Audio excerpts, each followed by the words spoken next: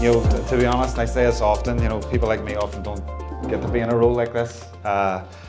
People from my community don't often be in a role like this, but, you know, I'm taking each day as it comes. I'm very proud, and I'm not just wearing it for me, but I'm wearing it for the many people I grew up with and who I represent in that community. So yeah, very proud time to have this chain.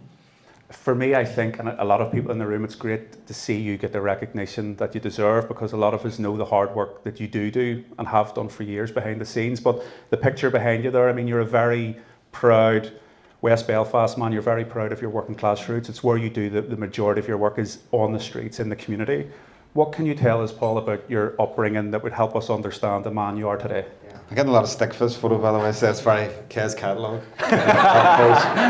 But no, yeah, listen, everything to me has been about community, you know, and it's been where I've came from as well. You know, I grew up in West Belfast in the 80s, 90s, and, you know, obviously difficult times for this place, but difficult times within a community setting as well, where, you know, I seen that hardship, I seen that poverty hit hard, and that community hit my family hard as well. And as a young child, seeing that and living that and seeing my parents go through the anguish of struggling to put food on the table for me, my brother and sister, it stuck with me, you know, and I'm sure, you know, it's other people who've experienced that, it stuck with them too. So, but within that, seeing as well that even in all that kind of darkness of what was going on in terms of the troubles and all that hardship that was going on, there was incredible community solidarity. I think that speaks to the community I come from in West Belfast, and many other parts of the city, where people looking out for people. You know, it's from making a bit extra in a pot of stew and dropping it into the neighbours next door, to calling in on someone to make sure they're okay, or to the, you know, one thing that we'll probably talk about in a while, which certainly has come back to me 40 years later, is the fact that, you know, the guy up the street, I got his school blazer, and his young brother got my jumper and so on as well. And it was just that real sense of community, and I think it's something that's always stuck by me. It's made me, it's created who I am now today, and very much a big part of my kind of outlook in life. I'm assuming then, from listening to that, those community values that came out that you soaked up at a young age, I'm assuming that was part of the driving force for setting up Foodstock charity? It was, and you know, as I became an adult, I looked around me in my own community, and I seen that the people I grew up with were now struggling to put food on the table and heat the homes and look after their own children. They struggled with lack of opportunity as well. And with that, I recognised very quickly that, you know, there was a cycle of poverty existing in not just my community, but many communities. And there was a lot of anger there, there was a lot of frustration. But rather than just sit and shout at the TV, you know, I thought I'd channel that anger into action. And that action was community action, which was the origins of Foodstock, and just saying, well, you know what, instead of talking about it, just do something about it. Was there someone or something or an organisation that, or a conversation that sparked that kind of anger in the action? Was there a particular thing that you can point to and say, this was the tipping point that took me from being an observer to somebody that's actually trying to make a visceral difference? Yeah, I think it kind of stems back to that whole sense of, you know, looking out for one another sort of thing, you know, that whole, you know, knocking on a neighbour's door and seeing if they're okay, and that always kind of stuck by me. But it was just, to be honest with you, it really struck me, the fact that seeing that people that I knew had struggled growing up were now struggling with their own children. It really hit hard, you know, and seeing that, well, what's next? Is this going to be generation after generation after generation?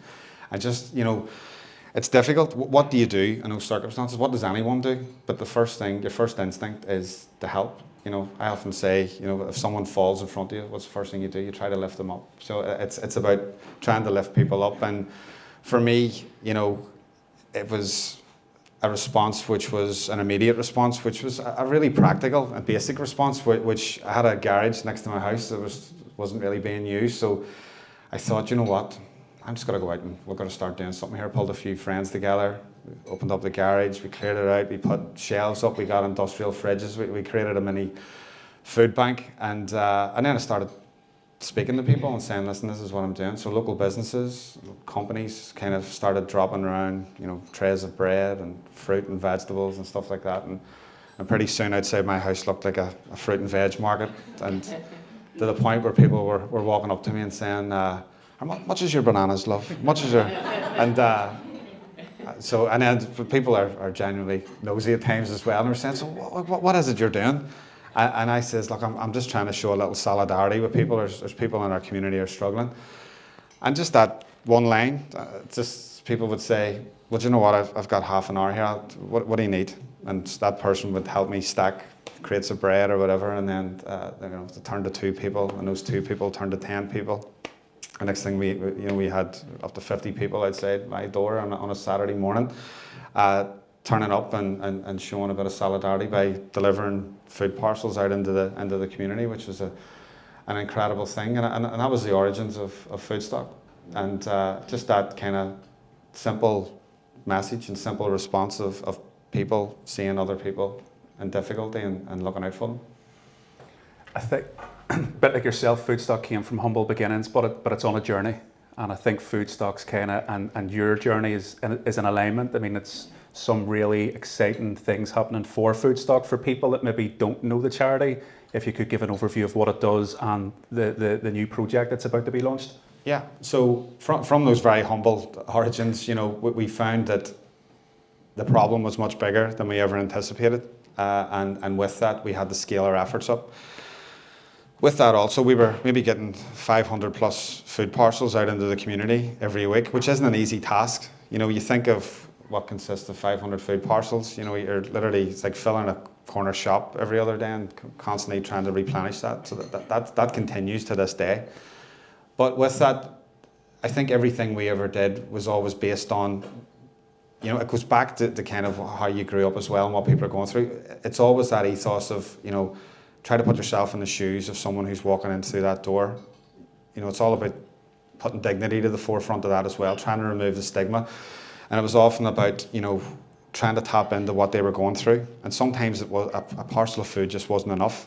So we kind of created a hub. We called it the Community Solidarity Hub. And we put it was on the Andersonstown Road.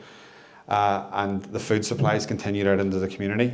But we kind of dug a bit deeper into things and we started looking at, employment. Could we point people towards employment? We ran recruitment days.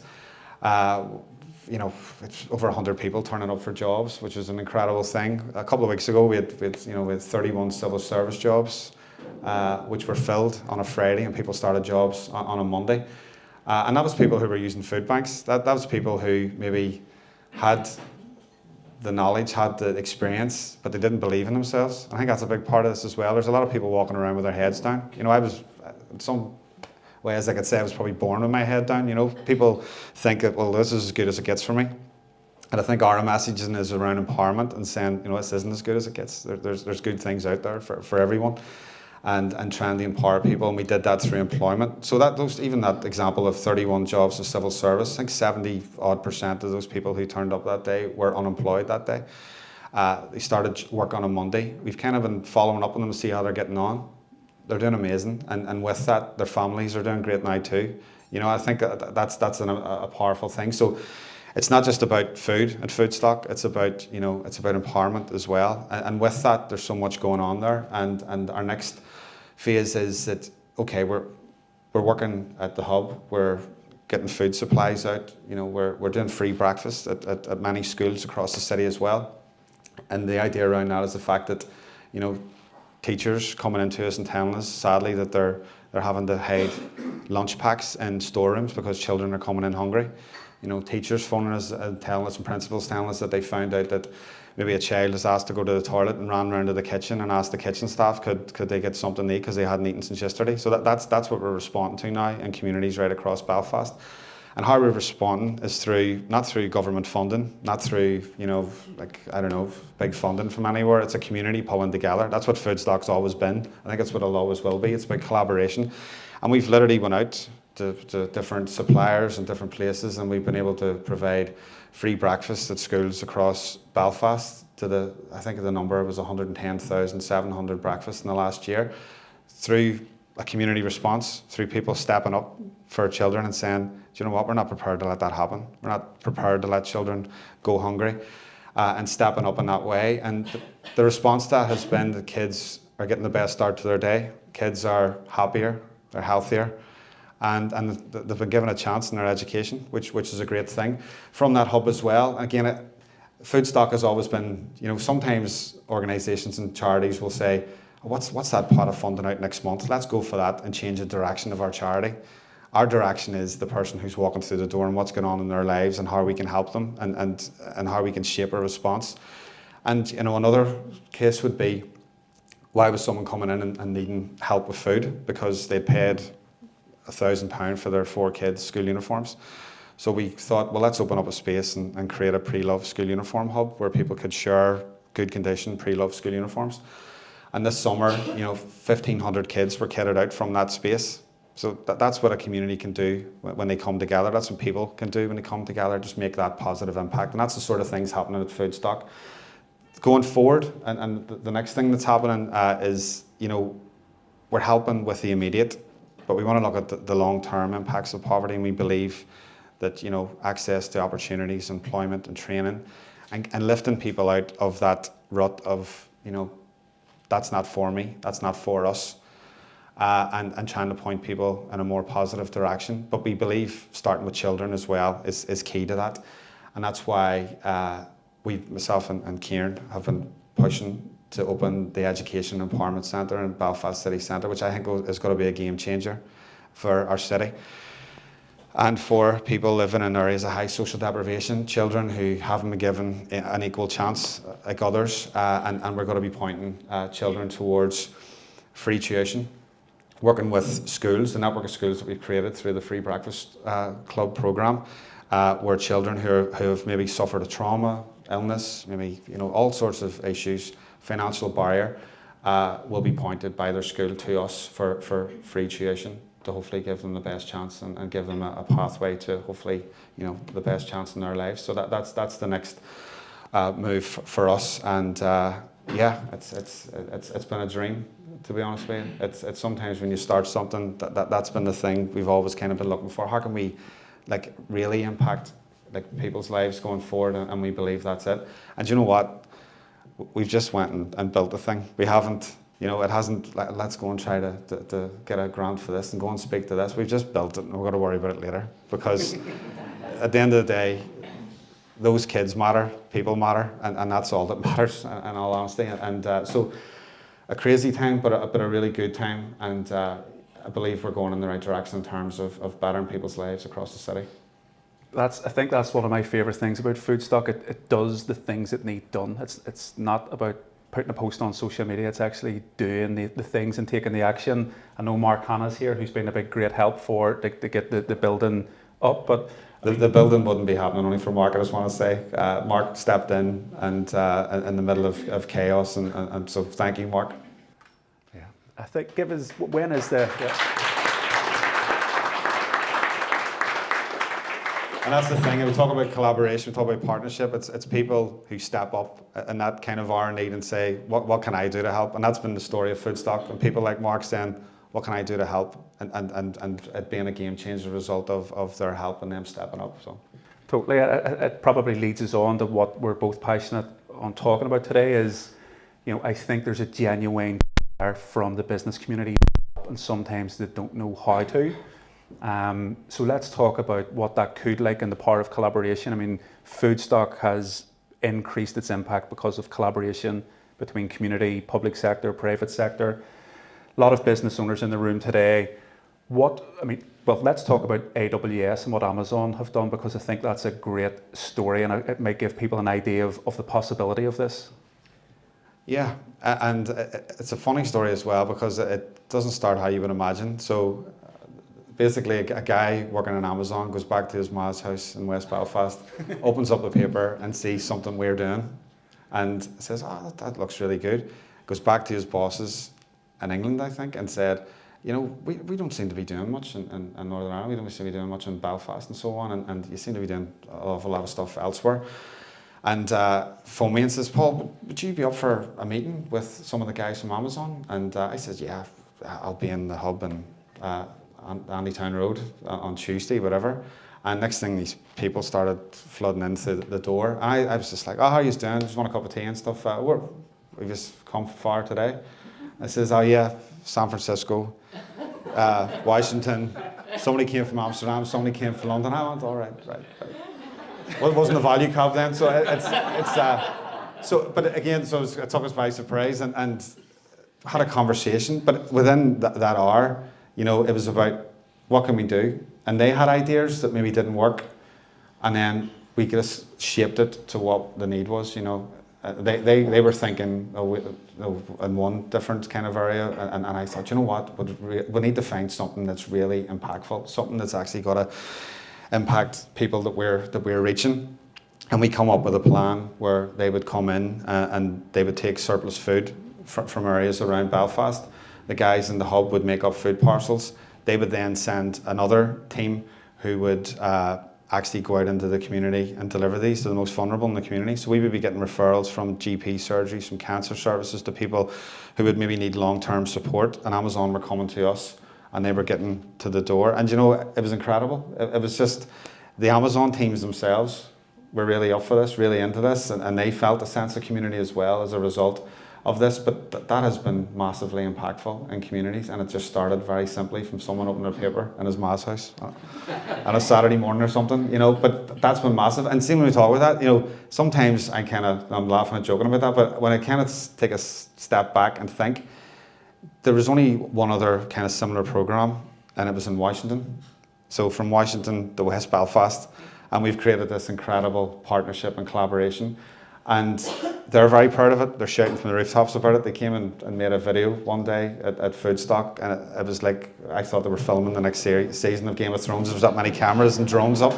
But they were very proud of it, which I think was key as well. I knocked this off, sorry.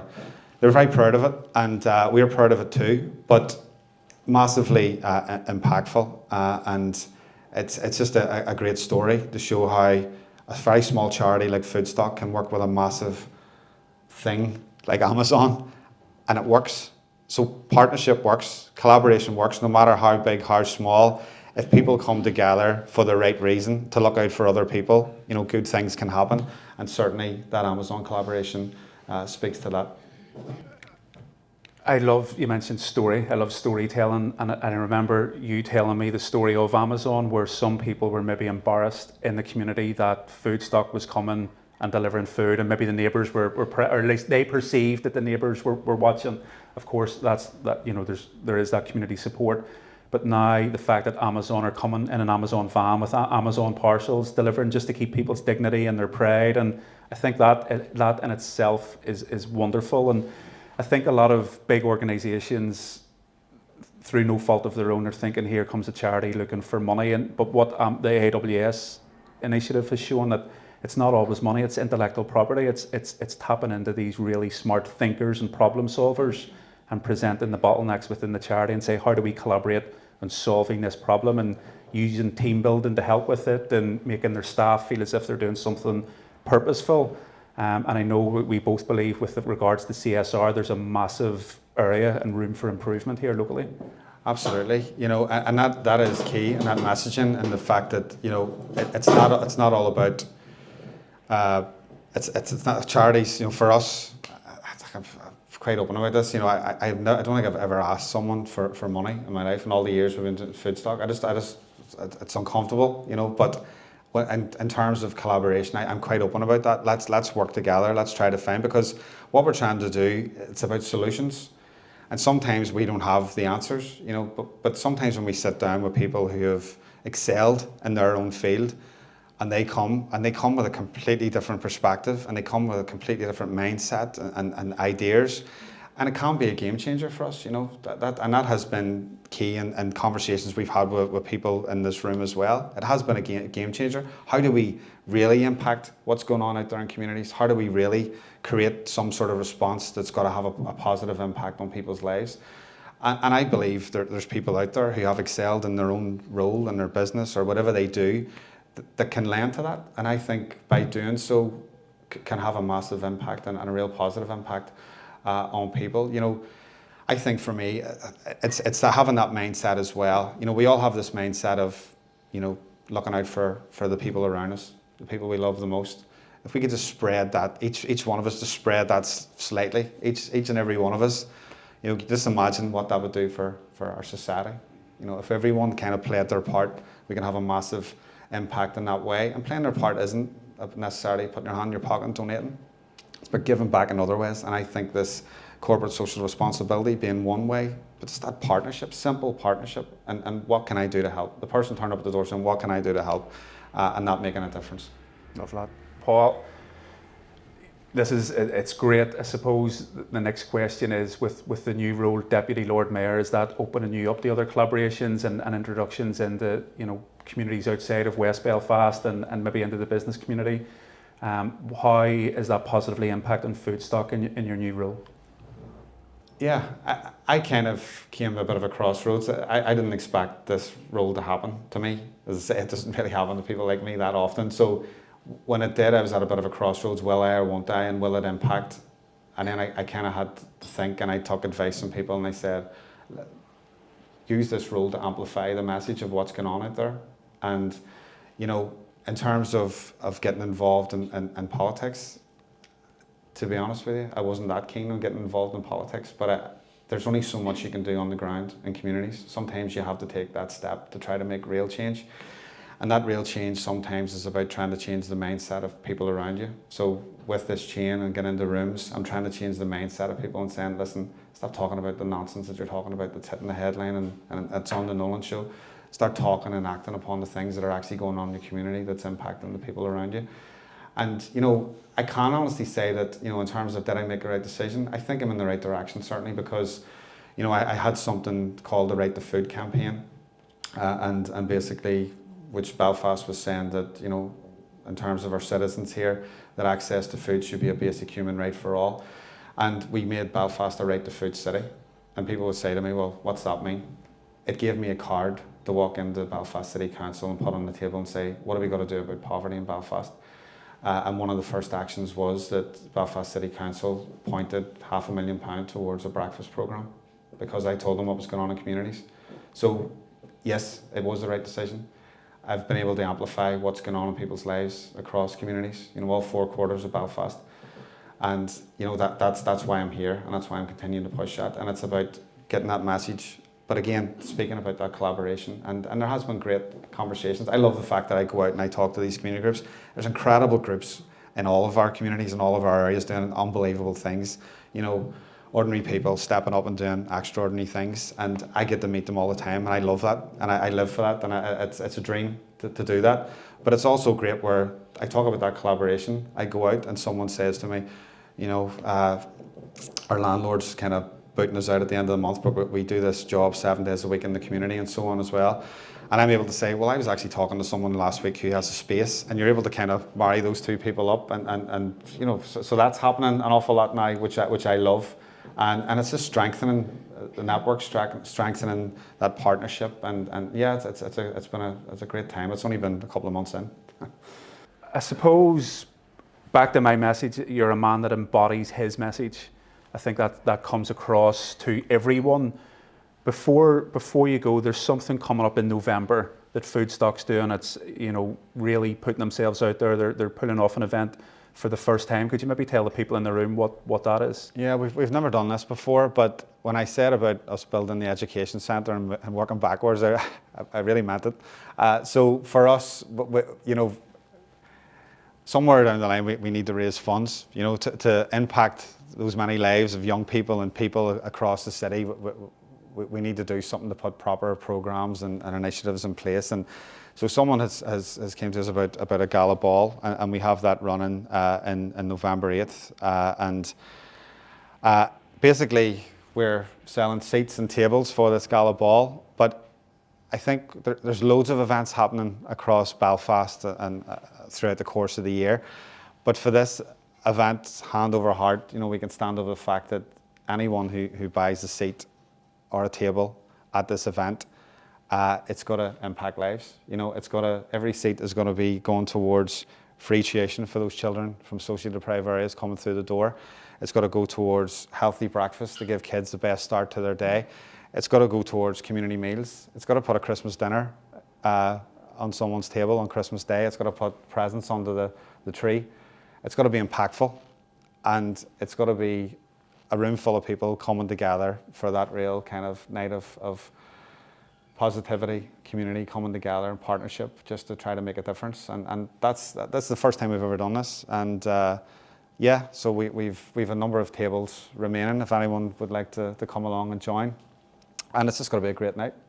And we're going to just build upon that partnership, but also tell the story of that collaboration and partnership on the night as well, and hopefully inspire and ignite more partnership within communities for the greater good. I know you haven't had your breakfast yet, and you maybe want to go and get a coffee at this break, but it's maybe pointing out Kieran Toman if anyone wants to speak about perhaps going to that gala ball, speak with Kieran at the break. But before we do break, could we please get a very, very warm round of applause for Paul Doherty.